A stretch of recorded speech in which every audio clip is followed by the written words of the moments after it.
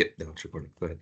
All right. So, what we're going to go over today is two concepts of money, then the three enemies of money that you'll have to be aware of. So, the first concept is the rule of 72. So, I know we went over it in the first meeting, but we're going to do a little refresher. So, Albert Einstein actually refers to the rule of 72 as the eighth wonder of the world. So, again, you divide the number 72 by any interest rate, and that will tell you how many years it will take for you to double your money. So let's take a quick look again at this 6%, right? So using the rule of 72, that means their money will double every 12 years. And someone who's 29 with 10,000 saves their money somewhere that gives them a 6% rate of return. By the time they're 65, can you imagine having only 80,000 to try to retire from? So it can't really No. be done, right? Mm-mm. Right? So, but to prove a point, in the next column we actually have 8%, someone who started out with the same amount of money at the same age, but now their money is doubling every 9 years, right? So by the time that they're 65, what just happened in comparison, right? So it doubled. Isn't that amazing? So just 2% makes that big of a difference. What a No. lot of people don't realize is that there are 1 or 2% fees compounding against them in their 401ks or IRAs. So they're not bad vehicles, right? But you just have to understand how to use them. But look at the accounts that make us money or that are supposedly safe, right? So the interest rates there are always lower than the accounts that are working against us, like in debt. So if you look at our checkings or savings accounts, they're giving us what, like less than 1%. So let's just say the bank gave you 1%. Using the rule of 72, that means it'll take 72 years for you to double your money if you put nothing else in there. So I don't think any of us really have that time, right? So let's take a look at credit cards. Interest rates nowadays are around 24%. So using the rule of 72, that means these banks are doubling their money every 3 years, knowing that most people keep a balance on their credit cards. So I ask people this: would you rather like to make money like in the bank or like the bank? And hopefully the answer is like the bank, right? Mm-hmm. For sure. So the second concept is understanding a little bit more about traditional accounts. So 401ks, IRAs, such like that. Do you have any of these accounts? Yeah, I used to have a 401k. Okay. I'm not going to quiz you on it, but on a scale of 1 to 10, 1 being you know a little bit about it, 10 being you can teach about it, what would you rate yourself? Maybe like a 4 or 5 or something like that. Okay, not bad. So let's say you have 100,000 in there. By the time you're ready to retire, your money in there could do one of three things. So one of the first things that your money could do, you could end up exactly with what you started with, right? Because the money is tied to the stock market, right? So the Mm-hmm. market goes up and down. So one possibility is it could plateau. The second thing is it could double, it could triple, quadruple in size. And this is what we all want. And the last thing a lot of people don't really like to talk about, you could absolutely even lose it all, right? So if you could eliminate one of these three, you'd probably tell me the bottom. But what's more important to you? Is it protecting what you have or growing your money? And there's no right or wrong answer. Yeah, I like to protect it Yeah. And, personally. perfect answer. But what if we could do both, right? Mm-hmm. So we could learn from a guy named Warren Buffett, and he's a wealthy individual who knows a little thing about saving and investing. Mm-hmm. So he had two golden rules. He told everybody the to follow when saving and investing their money. So rule number one is never lose money, and rule number two is never forget rule number one. So pretty smart guy, right? So he kept it Mm-hmm. super simple. So why did he say something like this? So if we just backtrack to 2007, let's just say somebody had 100,000 in their retirement plan during that period of time or in the stock market. What happened in 2008? There was a Downfall. crash, Right. right? Yeah, exactly. So across Mm-hmm. the US, on average, people actually lost about half of what they saved in their retirement. And everybody at that time was wondering, how do I even just break even? So, this is what a lot of people don't understand about the stock market is if you had 100,000 and now you have 50, it's a 50% loss. But to get back your 50,000 back up to 100,000, it's not a 50% return that you made. So you somehow have to double your money in the stock market. And when's the last time you heard anybody doubling their money in the stock market today, legally and consistently? And I Yeah, bring this not up, right? Because every 7 to 10 years, there's some type of correction, recession, or depression at times in our economy. And because the stock market, is a roller coaster goes up, but what also goes up must come down. So we've tipped into a recession right now. And so we just want people to understand what's going on with their money. So let's talk about the three enemies to money now. So starting with three, uh, it's going to be inflation, the silent killer. So do you think that things will be more expensive or less expensive in 20 years from now? oh, definitely more. Exactly, right? So if you think about just 10 years ago, how much were food, education, gas, mortgage, we have to ask ourselves how much will things change in another 10 to 15 years? So, in saving a majority of your money, we always want people to understand you want to keep your money somewhere that's on pace or outpacing inflation. Anything below that, your money's dying. So, if we just keep our money in the banks and the banks give us less than 1%, is it really growing or is it dying? Yeah, definitely dying. Dying. Yeah. So, the second enemy to our money are taxes. And taxes are the number one cost to any of our investments. They tax us when we make our money, when we spend it, where we put it, how we take it, and when we die. So, every step of the way, we get to choose how we pay Uncle Sam in taxes. So, depending on where we put our money, though. And there's three different places where you could save it. So let's go over the first one. So tax me now. This is where all these different types of accounts are, right? So it means that every single year, at the end of the year, you must pay tax on any of the growth or gains in those accounts. When you sell a position of stock and you have gains or sell off property, those are the capital gains taxes. So let's take a look at the next column. So tax me later. So this is where when someone actually has a 401k or a 403, your IRA is here, right? So TSPs and pensions, tax later means you don't pay taxes up front now, but you wait to pay taxes later on when you take out the money. And typically when it's at the largest and when you need it the most. So there's something called the 59 and a half rule. Have you ever heard of it? No.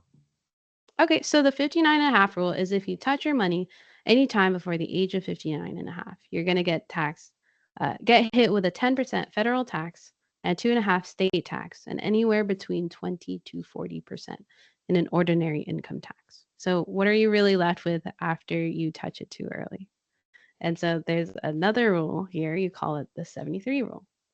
And if you haven't heard of it, if you don't touch enough of your money by 73, you're supposed to Uncle Sam will actually knock on your door and take his portion. So it's a 50% penalty on an excise tax. So you also still have to deal with ordinary income tax at that point, too. So people who save their money in this bucket, I ask them, how would you like it if somebody is telling you when you can access your money and how much can be accessed? When you save money here, ask yourself, do you believe taxes are going to go up or down in the future? Probably Oh, up, definitely right? gonna go up. Yeah. Yeah. So because we've added trillions of dollars in debt for the last couple of years in the US, the only way that the government can make back their money is by increasing taxes on us. So we're actually at one of the lowest tax rates right now in the history of the US. So if that were the case, wouldn't it make sense for us to learn how to pay taxes now on a low point, technically at a discount, instead of having to wait for later? So that's where this last bucket comes into play. And you can actually learn to pay taxes now and then not to have to pay taxes anymore on the growth later on. That's where it's tax advantage. So a couple of things in this bucket is the first thing is the 529 college plan. I tell people there's probably better places in my opinion. Money in a 529 can be used on just tuition, housing, and books. It's only for a 4-year accredited university. So if you use any of that money for anything outside of that, it's actually going to be treated like a 401k. So it's going to be taxed. It also rides with the stock market up and down. But I don't like that it limits you because you can only use it for a specific number of things. And what if your child decides not to go to college? So I think that there's other things out there that could give you the same thing, but more options. And then you have the Roth IRA. A lot of people like it because it's after tax. So there's still actually the 59 and a half rule. There's no 73 rule though, but now they will limit you on your contribution. So if you're under the age of 50, you could put up only 6,500 away every single year. And if you're over 50, you could put up to 7,500. So if you make too much money though, they might say, "Sorry, you actually can't put any more money in there."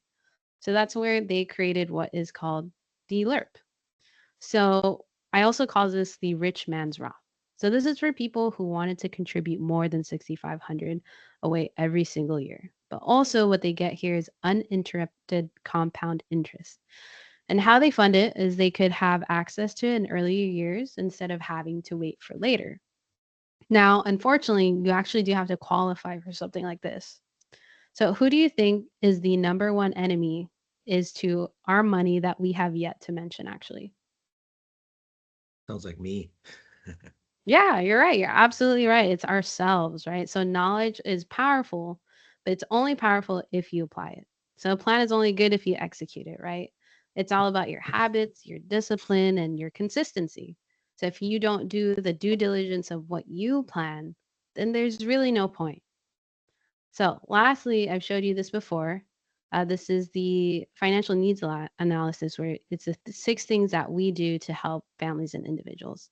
And based off your situation, I actually want to you to prioritize from one to six in what order these are most important to you. Where one is the most important and six is the least important. Then I'm going to note that down on my end so I can create a strategy for you.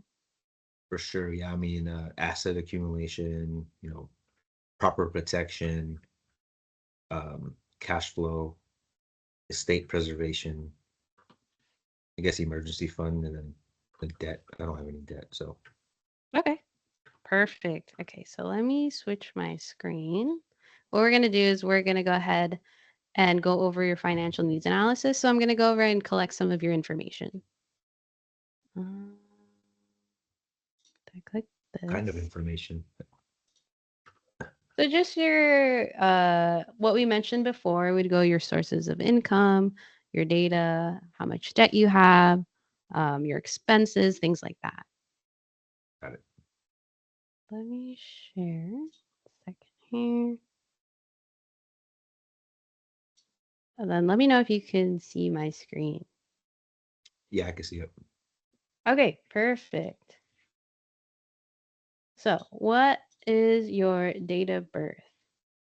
8/11/82.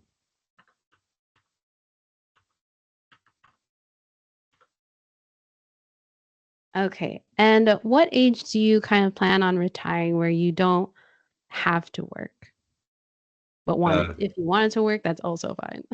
yeah, like 50 50. Okay. And then how much do you currently take home monthly after tax?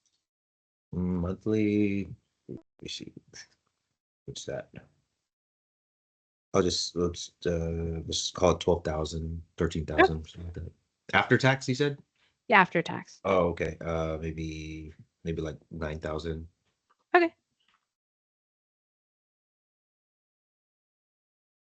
Okay. And then do you currently have any checkings or savings accounts? Yeah. Okay. Let's start with the savings. What do you have in your savings? Like 2,000. 2000. Okay. And do you also have a checkings? Yeah, I have like 6,000 in there. Okay. Okay. And then do you have any 401ks or Roth IRAs? I have an annuity from You an have an old job. annuity? Yeah, I Okay. had From an your old job. 401k, and I had someone help me move that money. Okay. So you said it was previously 401k and they helped you move that money into an annuity. Yeah, I Okay. And how much do you have in that? think like 180 or something like that. Okay. And do you have anything with your current employer? No. No? Okay. Uh-uh. All right. And then we're going to go over some expenses for you. So do you have a car payment? No, No? No car payment. thank Do you God. have a car payment for your insurance for your car? Uh, what's my insurance? I don't know. It's lumped into my home and auto and stuff, so I don't even know what it is. We do it like 6 months. Call it like $100 a month or something Okay. for me and my wife's car. All right. And then how much would you say you spend monthly on groceries? Maybe like 1,000 to maybe, yeah, call it 1,000. 1,000? Yeah, Okay. And then a month. entertainment. So this is kind of your fun money. You go out, watch movies, date night. Yeah, maybe 300-400 bucks. Okay, let's say 400. And then your cell phone plan, $50. 50 bucks. And then any subscriptions like Netflix, Hulu, any streaming services, or maybe internet, Internet's like $50. 50 bucks a month. And then utilities, Like electricity and water and power and all that stuff. Or maybe like call like 250 a month, I guess. That's what 250 months. water, power, trash, all that stuff. Yeah. Okay. All right. And then are there any other expenses that you can think of that it's not listed here that you may spend? Yeah, my kid's private school. Okay. I pay that up front though. I pay that annually. Okay. How much do you pay that annually? They got two kids, so both of them together is like 18,000. 18,000. So I'll just mark that annually. So we Okay. divide that. Anything else that you can think of? Um, that's I mean, kids like their sports and stuff. It's hard to say annually or monthly. It's more like maybe like call it another 1,500 1,500? or like You'd yeah say for the year? for the year. For the year? Okay. Yeah, So would you okay. 1,500 for the kids, right? that's like their I could sports and say stuff. kids fun money. And then I'll write annually. All right. Anything else? That's about it. Okay. And then tell me what are some of your goals? Like, do you, love traveling with your family? Do you guys have any bigger goals in the future within the next couple of years?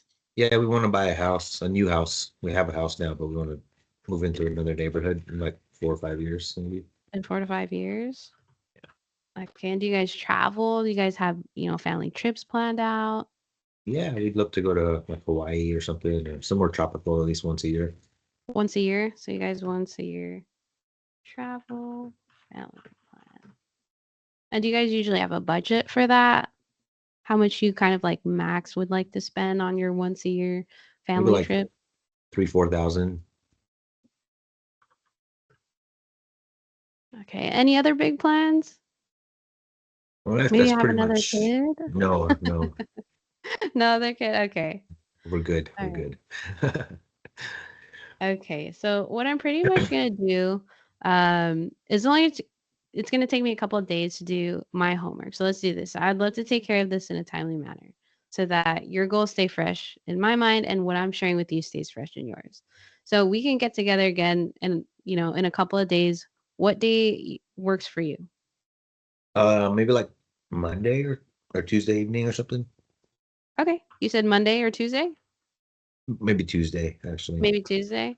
Okay. And what time works best for you? Like in the evening after Evening? dinner, like So let's say around does 6 or 7 work for you? maybe like 7. 7 p.m.? Yeah. Okay, so do me a favor. So block another 30 minutes and we'll look and identify what we can improve between now and then. If you have any particular questions, I would want you to write them down and we'll go over them in the next meeting. Okay.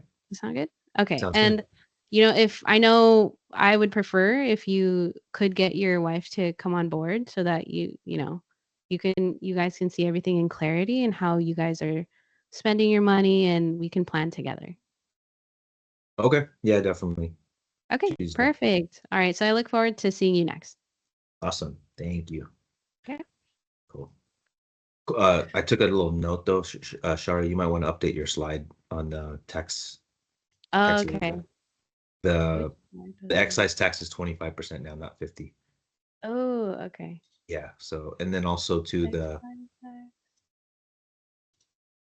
yeah, just update that so that we are letting people know the update because it just changed, I think, this year. So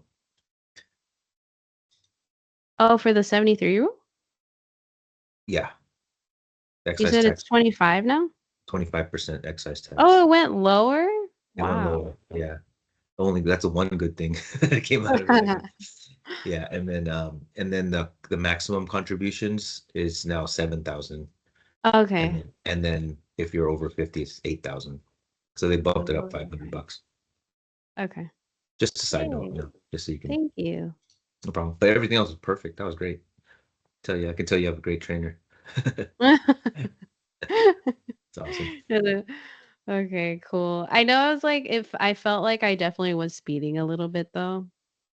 Oh, that's totally fine. Like I said, we're kind of, you know, we're doing it as we like on the, like we know it's for a presentation. You probably slow it down a little bit Yeah. more and stuff. So I'm probably gonna do the same thing with you right now, right? So as long as we just get the lyrics, the words down and stuff. So Okay. cool. All right. So I guess my turn, right?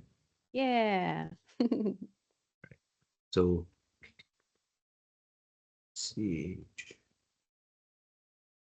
that. So our slides are different, but you'll see the difference. Did John make this for you or you made it? No, I made it. John Oh, can't make anything nice. I was gonna say, like, I don't remember him being able to do that. I'm pretty impressed. But yeah, I just basically built it off of Mark's, the one he Okay. uses. Yeah. But I kind of used my own graphics and stuff, so on some of them. Oh, cool. But yeah, so all right. So hey, good afternoon, Shara. Good to see you again. And Hi. yeah, so I know last time we spoke, I know it's been a few days since last we spoke, but I just kind of want to do a real quick brief recap, before we get Okay. started. So just kind of refresh my memory and stuff. What kind of stood out the most, and what did you like most about what we discussed the other day? Just like the 6 different ways that you guys help people. More importantly, how you guys could potentially help, increasing my cash flow. Okay, great. So that's yeah, that's definitely something we can certainly address, right? So the way I look at this thing, right? It's like if you think of money as like a game, right? And let's just say, for example, we were playing Monopoly, right? Mhm. And I knew all the rules, but you didn't, Shara. What do you think your chances of beating me are? Slim to none. Yeah, exactly, right. And this, unfortunately, that's what's going on in today's marketplace, where the people who understand the rules of money, regardless if it's going up or down, they're still winning no matter what. And the Yeah. people who don't know the rules are the ones who are getting hammered and killed right now, right? And that's where we talk about no family left behind, right? The middle class and so forth. So again, our whole point now here is just we just want to teach people the rules of the game, so they can win the game of money. Is that right? So when we look at like I said, any kind of game, right? We look at like allies and enemies, right? And in the game you have allies Yeah. and enemies. So your allies are some of these concepts that I'm going to go show you real quick right now, right? So we saw this last time. The last time we met, I kind of share with you briefly. It's called the rule of 72. Okay. Mhm. So basically, if you've ever heard of that concept, let your money work for you instead of you work for your money, right? A lot of people have like, I never heard of the Rule 72, right? But they've heard of that concept before. And essentially essentially describing the law of compounding interest. And that's what Albert Einstein calls the eighth wonder of the world. Okay. So basically, by definition, this is kind of how it's defined as, right? If you take the number 72 and you divide it by the interest rate of wherever you're saving your money, the answer will equal the years it'll take for your money to double, right? So Yeah. let's just say, for example, hypothetically, we're 29 years old and we had $10,000 that we were trying to invest in something that's earning, let's say, 6%, right? Mhm. Well, if you take 6, divide that into 72, the answer is 12. So that means every 12 years your money would double, right? So at Yeah. 41, it doubles to 20. At 53, it compounds and doubles again to 40. And then when we hit that quote unquote, retirement age, it doubles again to 80,000, right? Yeah. Look, we're in Southern California, right? But I don't care if you're in the middle of nowhere, Nebraska. There's no way in America that you're going to retire off 80,000. Am I right? So Yeah. so let's just say, like hypothetically, right? Let's say we get that same situation, but now you're earning 8% interest. Again, and that divide that into 72, and the answer is now 9. So then your money doubles every 9 years. But look what happens, whoops, when you retire, or sorry, at age 65. You see the difference between these two amounts right there, Shara? Mm-hmm. Right? It doubles, right? So, but if you really look at the main difference between them, what is it? 2%. Just 2%, right? So that's so now that we kind of say that, right? Like your money is working for you, not you working for your money. That's exactly what we're talking about. So I don't care who you are, right? If you knew that you would potentially double what you were saving by learning how to get that additional 2%, who in the right mind wouldn't want to at least peek and take a peek at what that is, right? So Yeah. we'll show people how to save or invest and so forth, right? But here's the other concept that you got to understand, right? There's you said you currently at work you have a 401k, is that right? Yes. Okay, so let me ask you on a scale of 1 to 10, 10 meaning you could teach a class on your 401k, but 1 you're like, what's a 401k? Where would you kind of rank yourself in that spectrum? Honestly, one. 1? Okay, great. But hey, here, Charlotte, here, I'll give you some hope, right? Let me ask you, on a scale of 1 to 10, how well do you know your iPhone? My iPhone 10. Look, I'm not saying these aren't important, right? Obviously they're important. It stores a lot of stuff in there. But my argument is saying that look, at the very least, we should at least have the same level of knowledge of our future savings and retirement and so forth as that of our iPhone, right? Yeah. So that's again what we want to do. So what we, in all sincerity, this is kind of how we explain how 401ks work, right? Whenever you save money, right? Let's just say hypothetically you had $100,000, right? Mhm. And we're in our 20s right now, we just started saving, and the market's going to go up and down, fluctuate and so forth, right? But what happens at the end of that rainbow when we retire, let's say we end up with that same $100,000, right? That's called plateauing. Imagine going to the gym every Mhm. day and you just haven't, no progress, right? Yeah. Not bad, but it kind of sucks, right? So, but Yeah. what we wanted to do is we wanted to grow, right? Double, triple, and stuff, right? But hypothetically, too, if you're not careful, you can actually lose it all, right? So, again, this kind of goes without saying, but if you were to eliminate one of these lines, you obviously want to get rid of that bottom one, right? That's a Yeah. rhetorical question. But let me ask you, between these two that's left over, what would you rather do? Would you rather protect your money or grow your money? Mm, I'd want to grow my money. You'd want to grow? Yeah, we Mhm. all do, right? We all want to end up more than what we started. But let me introduce you to another concept or another gentleman. Have you ever heard of Warren Buffett by any chance? Mhm. Yeah, so he's wildly considered one of the most successful investors of all time. I think he's like the third wealthiest man in the world. He's always fluctuating between the top or the top three or something, right? But he Yeah. actually has two rules about money. And let me know if you heard of this before, right? He says rule number one, never lose money, right? But go ahead and read out rule number two. Never forget rule number 1. Yeah. So in essence, what he's saying is that if you protect your money, you're ultimately also going to grow your money more. So we're all Mhm. in agreement. We want to grow our money, but if you do it by way of a defensive strategy, you'll actually grow it more in the long run, right? So I don't know if you're into sports or anything like this, right? But like I said, my sons play baseball. We love football and stuff like that. But you've heard of that saying, offense wins games, right? But defense wins what? I don't Championships. know. It wins championships, right? So it applies in all areas of life, sports and your money as well, right? So here's the thing. Basically, like, let's say for example, the reason why we say that is that if you recall what happened in 2007, 2008, right? It was the Mhm. Great Recession, right? They said the Yeah. single worst economic time in the history since the Depression, right? So again, let's just say you had $1 million. Again, you're 63 years old, hypothetically. We're ready to retire. Shara, me and you, we've been working 40 years of our life to build up that retirement. What had Mhm. happened in 2008 was in a few months, that $1 million lost about 50% on average, and now you had 500,000. That's pretty scary, Yeah. right?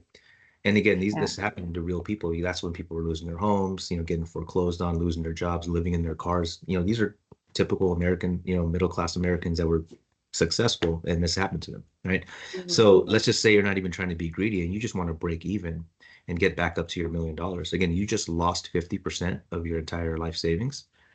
What rate of return would you need to get just to break even, right?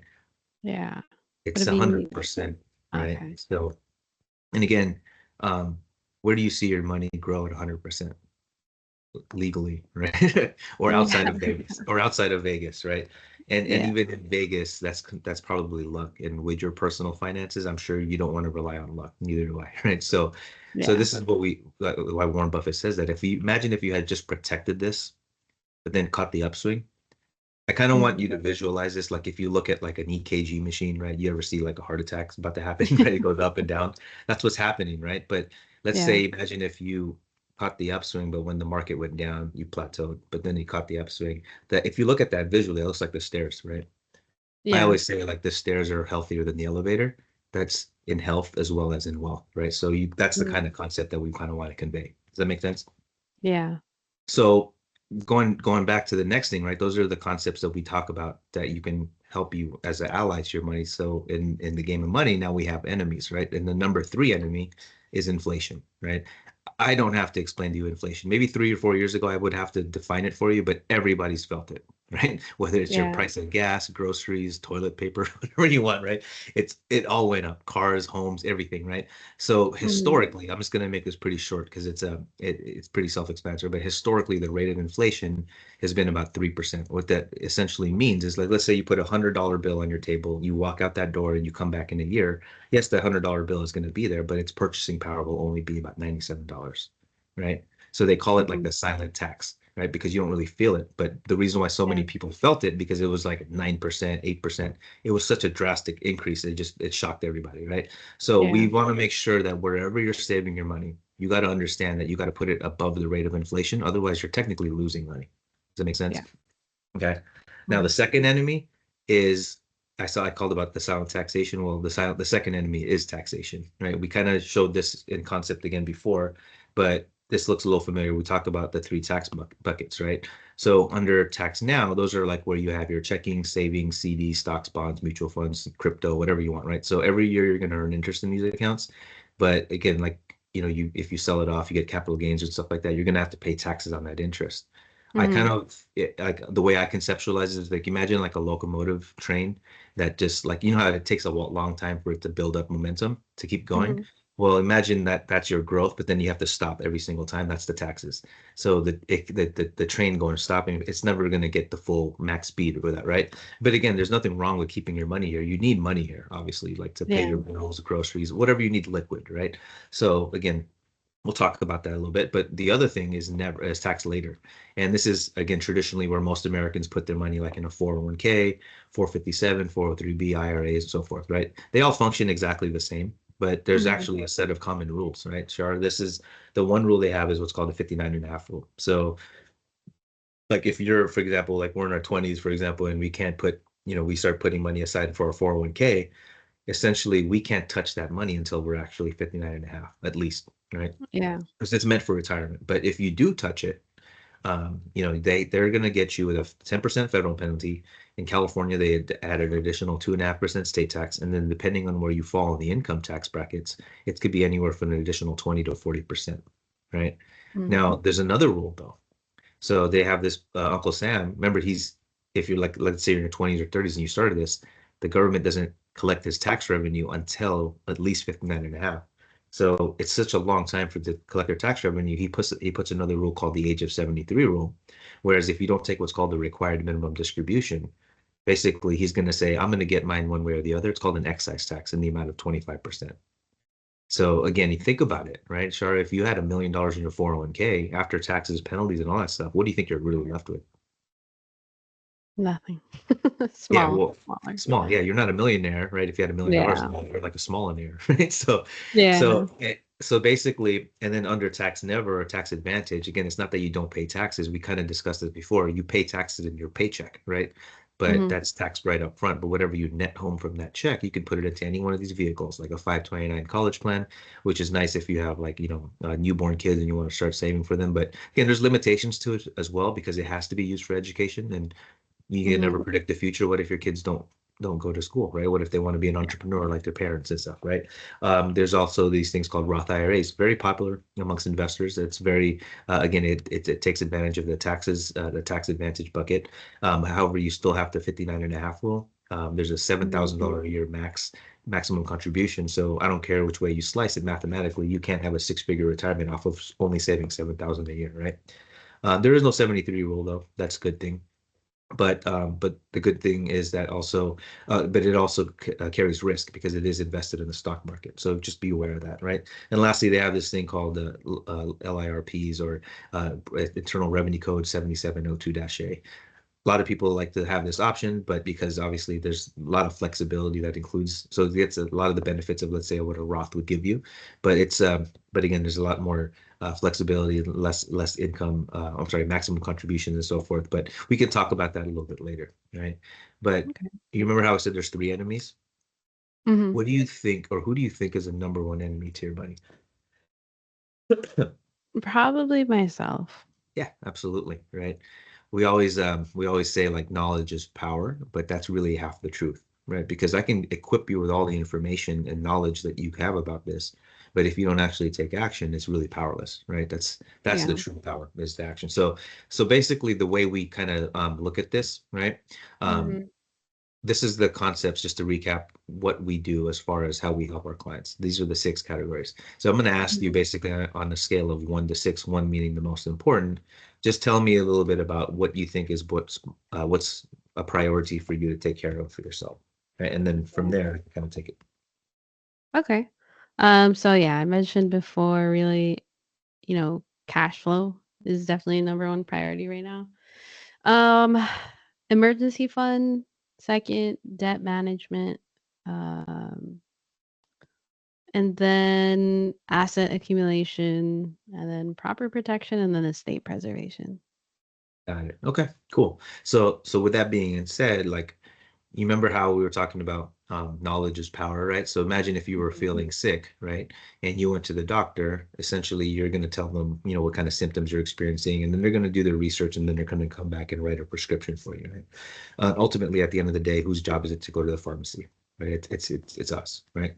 Yeah. So essentially, what I'm going to do here is I'm just going to kind of collect some data from you so I can, get that diagnosis for you, and I'll kind of come back. We'll meet another time, by the way. So I'll come back and give you that prescription. Is that fair?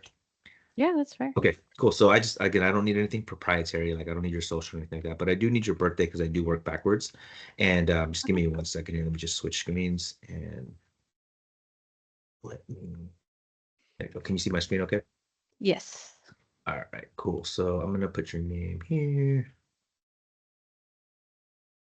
Academia, right? Yeah. Academia. Academia, sorry. And what's your date of birth? January 25th, 93. Any children? No. No? Okay, cool.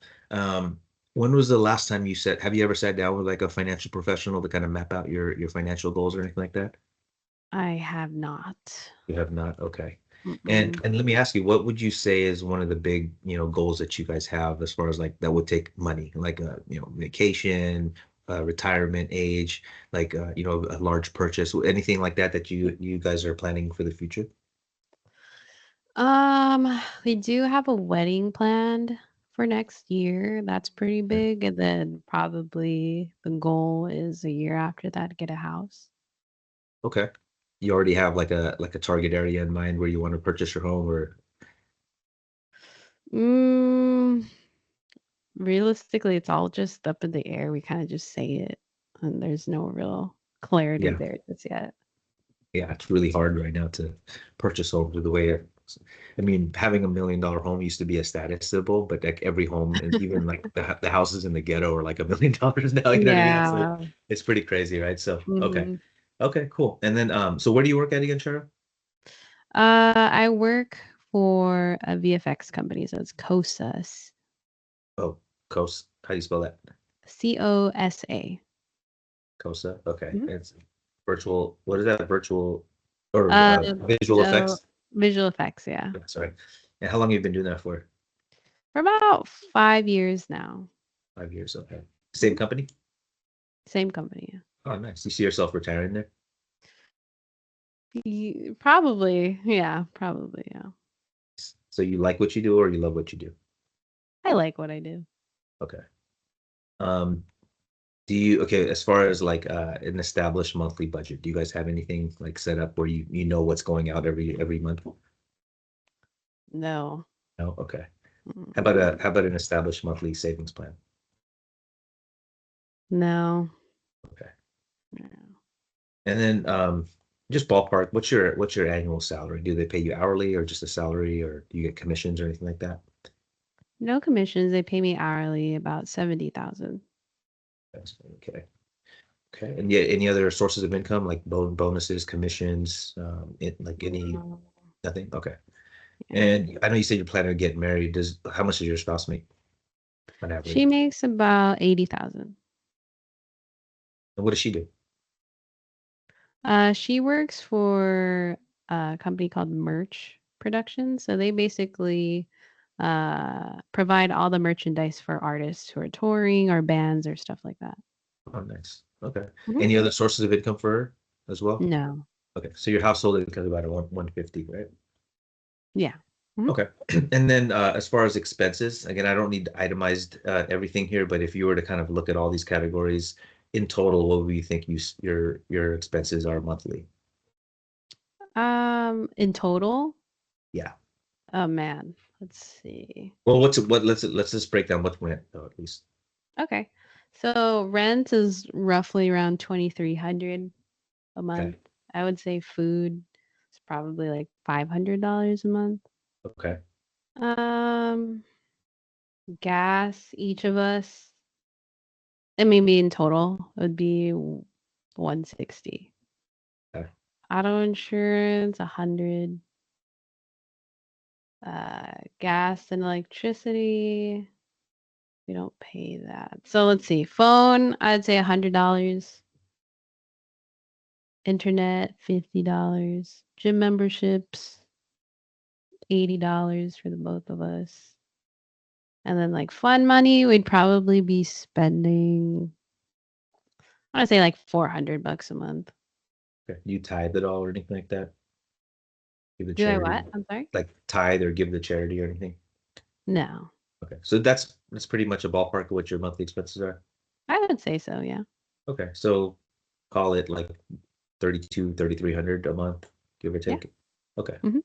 I mean, I'll calculate it later to be exact, but that's my rough figures. And do you have any life insurance or anything like that? Like whether it's with a company or a policy you might own on your own? Not that I'm aware of You're not aware of? Okay. with my So work. Yeah. okay, well, do a little homework for you before our next meeting too. Just kind of figure out to see if they're deducting something from there, and we touch on insurance a little bit. And I'll tell you why. Like, imagine if you Okay. had like this machine, Shara, like, and its sole purpose is to is sit in your closet and basically print out money whenever you and your spouse needed it, right? Like, Yeah. what lengths would you go to protect that machine? Absolutely everything. Yeah, you do everything and everything, right? I always joke I'll put like a moat with alligators around it and everything. You know what I mean? Like with lasers, attached Yeah. to the veins and stuff. I'll do everything I can, right? And Mhm. essentially the way you want to envision this is that you are that money machine. You are each other's money machine in that closet. Yeah. And that's what life insurance does is to protect that, right? It protects that in the event something happens, right? So we'll touch on that a Yeah. little bit later. But in the meantime, Okay. go ahead and let me know. So if you have one. Any Okay. debts? Any mortgages, auto loans? Like I say, I know you said you're renting right now, but you don't have any investment properties or anything like that, or auto loans, student No. loans, We credit do have cards. car loans.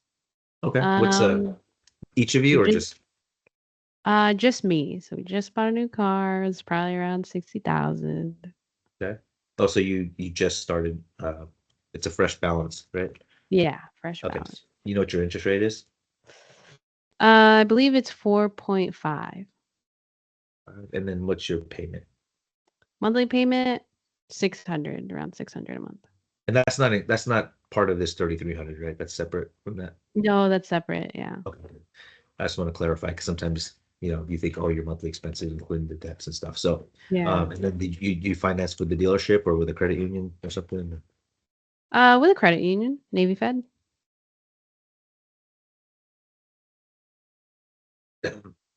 And then 600 is the set payment, or do you pay a little bit more extra per month? Um, I just paid the minimum. Yeah, The minimum. Okay, of the cool. 600. Any student loans or credit cards, personal loans or anything? I do have student loans actually. It's around 30,000. 30,000. Okay. Mhm. And it's with Nelnet. Milnet, like that? Nelnet? Like Nelnet? Yeah. Like that. Okay. You know your interest rate there? I don't. Are you starting already? Are you already making payments for that or no? No. So it's deferred, right? Yeah, it's deferred right now. You know when they'll start making you pay for it? I believe next year. Okay, and you won't know what the payment is at that point until then. Yeah, no. Okay, cool. And then any credit cards? Just a small credit card, 5,000. 5,000. Okay. Is that like a revolving credit, like you just pay it off as you go, or do you pay minimum payments on that? I've been paying minimum. Okay. Yeah. What card is that? Is like a store, like a retail shop, or is that like a It's bank just a card? regular Chase Okay. card. All right. Yeah. And then you know your interest rate there? I'd say it's like 19% maybe. 2%. Okay. And you said the minimum is what is that? Like it's like $80 a month. Bucks. Okay. But do you pay more than that sometimes, or do you just pay the No, minimum? I also pay the minimum. Okay. Got it. No personal loans. Or is that the only credit card you have? Yeah, that's it. That's pretty much it in debt, I would say. Okay. All right. And then you said you wanted to retire at what age again? And what was your ideal retirement age? Like again, not necessarily like being in a rocking chair whittling wood, but more like, like you wake up in the morning, you're like, I can go to work, but only because I choose to, not because you have to. What would that age be? Honestly, 45. 45. All right, cool. Yeah. And then have you decided like or just like figured out what kind of desired income you'd like in retirement, perhaps? Like could you live off of what you're making now in retirement? Or would you want to be making more? Actually, I haven't thought of that. Okay. Um, I mean, 100,000 a year maybe would be nice. And if you're like so basically we try to calculate this thing called the financial independence number for you. Mhm. So just to give you some, food for thought between now and our next meeting, the way you kind of calculate that is if you look at like where your retirement age is at 45, let's say you want to retire Mhm. 45, right?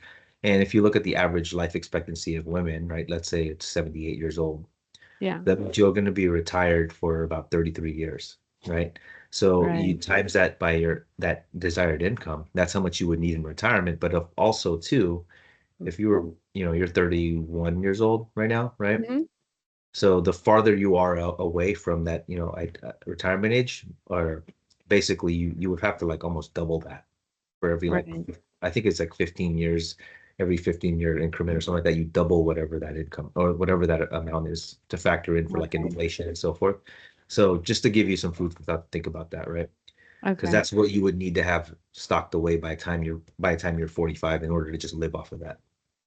Okay. Make That makes sense? sense. It's a little heavy, I know, to think about, but I just wanted to put that in there, right? So, and Yeah. we can discuss that further in the next meeting. But you remember how we talked about the tax buckets, now, later, never, and so forth, Mhm. right? So we just kind of want to see, kind of again, ballpark where your assets are allocated. Yeah. You said you had a checking and savings, correct? Yeah, I have What would like you? 1,500 in my checkings and I have about 8,000 in my savings. Okay. Any other like stocks, mutual funds? I mean, like crypto, anything Mm-mm. like that? Nothing. Okay, good. No. And then you said 401ks, IRAs. You said you have a 401k. Yes, with my Yeah. current employer. Okay. So do they offer a match? I think I'll have to do some research on that actually. I'm not sure. And you don't know, I'm assuming you don't know the balance either. Yeah. Yeah, I don't know the balance Okay. either. So I'm gonna do this. I'm gonna put a little red question marks on things I need, and I'll send a copy of this for you so you can kind of do some homework on that. Okay. Okay. Cool. And so there we go. So we need to. So basically, you want to know if they match, and if they do match, how much, and then how much is Okay. in there. Okay. Any other like annuities, IRAs, savings and bonds, or anything like that? Do you have a Roth IRA? I know those are pretty popular now. Some people have them, but or any kind of cash value life insurance, perhaps. No, I actually don't. Okay. So do you have a will or a trust by any chance? I don't. No. Okay. Okay, so just again, you're not married yet, and you don't own any property yet, but certainly Mhm. when and if you guys, or when you guys cross that bridge or have Yeah. children in the future, perhaps you definitely are going to want to have a will and a trust. So we can Mhm. certainly again help you with that when you cross that bridge as well. So just just Okay. kind of keep that in the back of your mind, right? So I pretty much have everything I need here Okay. just to do my research, Shara. But I'll go ahead and oh, you're gonna also find out if you have insurance, right? Right. Okay. With stuff, find that out. And because I'll put all these in red question marks, so when I send it to you, you'll know exactly what I need. But again, that's pretty much all I need to know for now. It'll give me enough time to do some homework. But again, I still like to keep things super fresh in your brain as well as mine. So I like to meet within the next 48 72 hours or so. Okay. I know today's a Saturday, so I don't know if you're available tomorrow, perhaps Monday or Tuesday. What works better for you, like weekdays or weekends? Probably probably tomorrow actually. Have some free time. Tomorrow. Okay. Um, More like maybe like afternoons or evenings work better for you? Afternoons. Do you have any availability around 1 o'clock? Yeah, actually, that'll work perfect. That's what time I get home from church anyway. So yeah, that should be perfect. But I'll do enough research tonight beforehand, so I should have everything ready. But also too, if you could have this for me as well by the time we do meet. Okay. Well, that Okay, is I'll that make too sure to soon? do that research Okay. today. Okay, perfect. So I'll get this sent to you in your email right now too. So, but yeah, if everything makes sense, like I said, I'll go over some additional concepts on what I come Mhm. up with based off of the information you provided. And Mhm. again, just let me know if there's any other information that you find out beforehand. That way I can calculate that into my research as well. But other than that, yeah, I look forward to seeing you tomorrow. Awesome. Okay, sounds So, good. great. All right, cool. I'm gonna stop recording. Stop recording. There we go.